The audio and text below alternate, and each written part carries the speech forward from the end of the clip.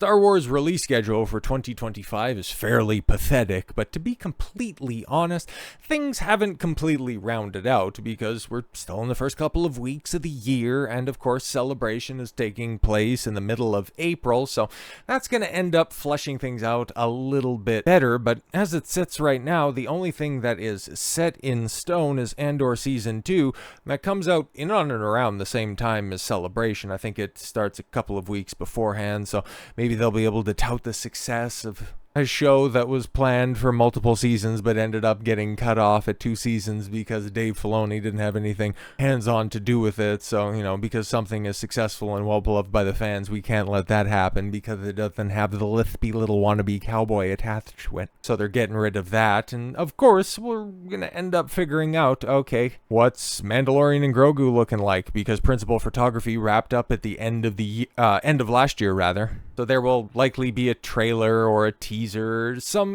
more concrete information on that, and maybe back up some of those goofy rumors. But then there was also something that was greenlit. I'm pretty sure that was after the abysmal Charmin Obaid-Chinoy self-induced press tour of it was finally time for a woman to take control of Star Wars. And then he got, alongside several other announcements, that Ahsoka Season 2 was given the green light. And it's like, yeah, we know you were trying to key jangle super hard at the end of Season 1. But when exactly is that coming out? We know that you got the Mando movie, so that means that the show is probably done, at least in its current incarnation. Okay, like if you just spin that and turn it into the Katie Sackhoff Bo-Katan show about rebuilding Mandalore, I guess you could do that, but who the fuck cares, right? But I think they're going to try to do with Ahsoka Season 2 and what they attempted to do with Mando Season 2 by just relaunching everything else, seeing if they can go ahead and breathe life into the corpse that is the Star Wars fan base, because we've heard a bunch of key jangles coming out. Oh my god, Obi-Wan's going to be in there. He's going to be like flashbacks like Vader. It's gonna be so cool. It's gonna be Hayden.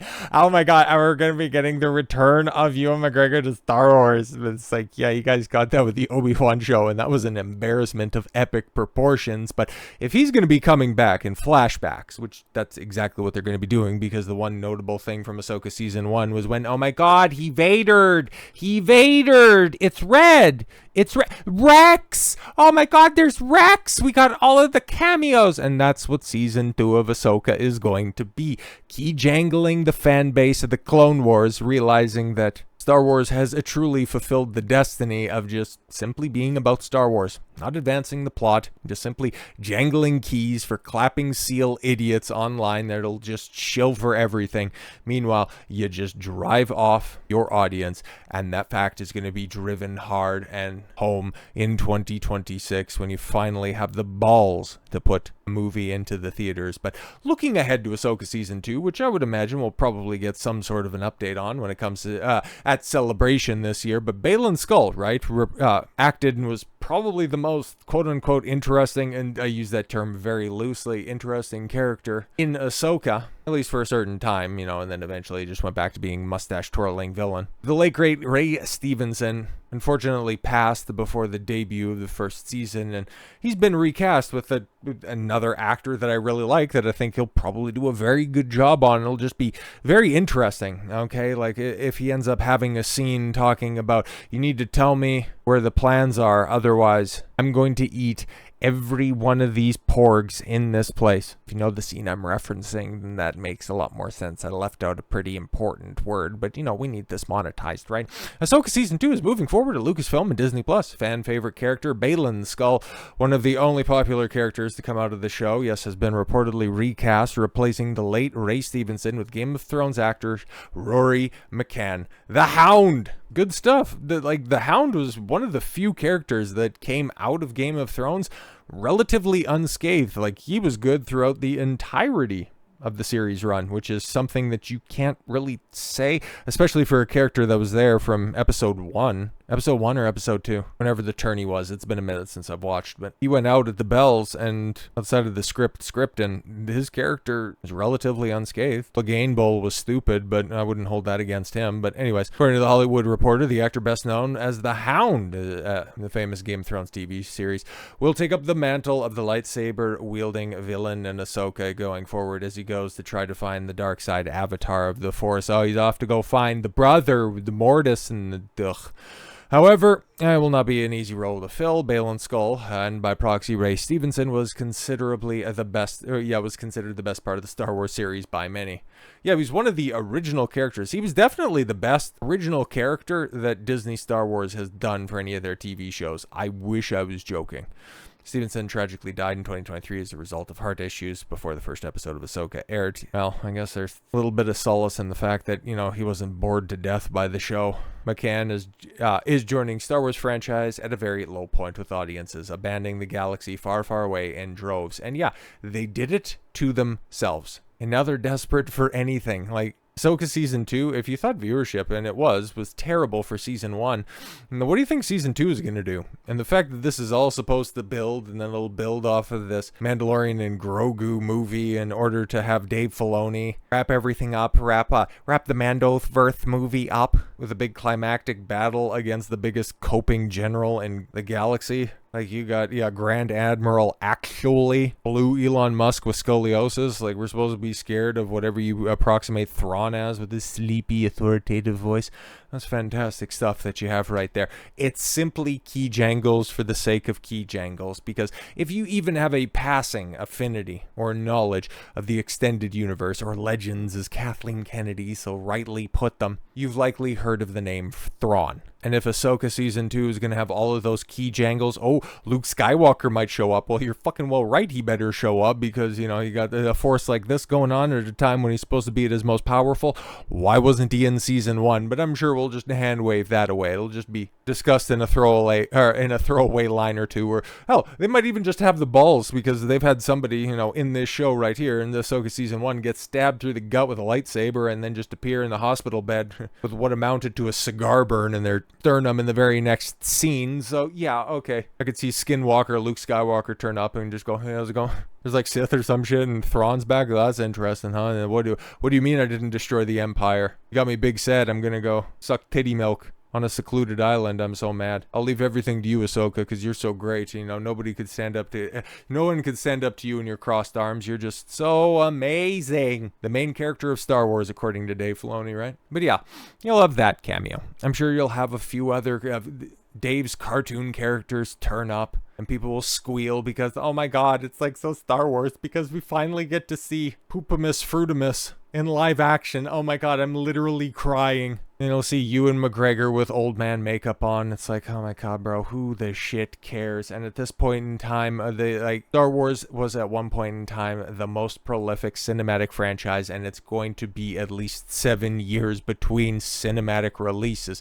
And after Mandalorian and Grogu, what's coming out? Like, there's no concrete plans. Like, Dave Filoni's movie, that's theoretically in the pipeline, and when it comes to projects that have been announced and then won't see the light of day, I would imagine that one probably has the highest propensity for coming out. And the amount of effort and the amount of branding and the amount of stupidity that there would be in greenlighting a Ray movie or a Ray trilogy, I would imagine that's right underneath of it in the likelihood of ever coming out. And then after that, there's so many projects that are there, which is why this news coming out is quite interesting. Star Wars shocker. Ryan Gosling in talks to star in Shawn Levy's movie, which, okay, this is Lucasfilm trying to strike while the iron is hot with Shawn Levy, who just directed Deadpool and Wolverine. But then you've got Ryan Gosling coming in. So, okay, this is Lucasfilm calling in the white guy to come in and save the day. Very interesting. But Star Wars is so goddamn damaged, right? Like, because you have somebody that's like, okay, I know people like Ryan Gosling, but you take a look at his track record. Like, just last year, The Fall Guy was a tremendous bomb. And that was supposed to be a Ryan Gosling vehicle. You take a look at everything that he's been in. Blade Runner 2049, that shit died at the box office. I don't know what to tell you. There's very little thought put into the idea of, you know what we need right now? You know what would make a lot of money? A Blade Runner sequel. Yes, a movie that legendarily tanked at the box office and then only became a cult classic after the fact. Yeah, we should go ahead and put cringy-ass Jared Leto in there and shambling-ass Harrison Ford. That ought to do it. And wall-eyed Ryan Gosling, yeah, he's a leading man. I think his resume speaks for itself. He's good in an ensemble cast. He's good as a supporting actor. If the movie was called Ken, Barbie wouldn't have made $1 billion. But he's going to be starring in a Star Wars movie, a Shawn Levy Star Wars movie. This is peak Lucasfilm, right? Do we have a story? No, but we have two hot names that we think are hot in the industry. We could just go out there and throw that in there. We'll just put a bunch of money behind it and it'll be great. And it looks like that could be the next movie coming out after Mandalorian and Grogu. Take a look at this. If the deal makes, this would send the project into hyperdrive after 2 years of development and make it the next Star Wars movie to go into production, because for as much as we've heard about the Ray movie or the Ray trilogy, Ryan Johnson's trilogy, Taika Waititi, Kevin Feige's, Patty Jenkins' Rogue Squadron movie, the list goes on and on. James Mangold has been talking up his Dawn of the Jedi film, but all of those are just, hey, we're in pre-production. We're working on them. Okay, they're being worked on, but this one going from relative obscurity to people going, it's like, okay, cool. I don't think Deadpool and Wolverine was all that successful because of Shawn Levy. It was more because of a different Ryan and an old man putting on a costume. I think that's probably what ended up driving audiences to the theaters. But perhaps that's just me. Ryan Gosling is heading to a great galaxy far, far away. The 3-time Oscar nominee is in negotiations to top line the Star Wars feature project that will be directed by Deadpool and Wolverine filmmaker Shawn Levy. Details on any Star Wars project are harder to acquire than plans for an orbital planet killer. Oh my God, get it? That's a Death Star reference. Oh my God, it's the only real Star Wars fans would get that. And this is no exception. Levy has been developing his Star Wars feature since 2022, and Jonathan Trooper, who collaborated with Levy on his films such as This Is Where I Leave You and The Adam Project. Okay, I'll take your word for it. Has been working on a script for over a year. Levy is also producing the feature via his 21 Laps banner, joining Star Wars stewards Kathleen Kennedy and Lucasfilm. So yeah, I'd imagine we'll probably get confirmation of this in 3 short months, because nothing will get headlines and nothing will be so great for Kathleen Kennedy, who, as we heard last year, she's getting close to retirement. She's 70 now and she wants to go out on a high. We're going to take somebody who is a proven box office flop, stick him in a leading role, and then have him directed by one of the most fortunate directors or the most pedestrian filmmakers, and slap a beleaguered brand on it. Good job. Best of luck. You're sure as hell gonna need it. Star Wars is dead, bro, and it's super desperate when you see moves like this. So with all that said, thank you all very much for the gift of your time. I've been Don Consuelo. I want you to follow your gut and get after it. Take care, everyone.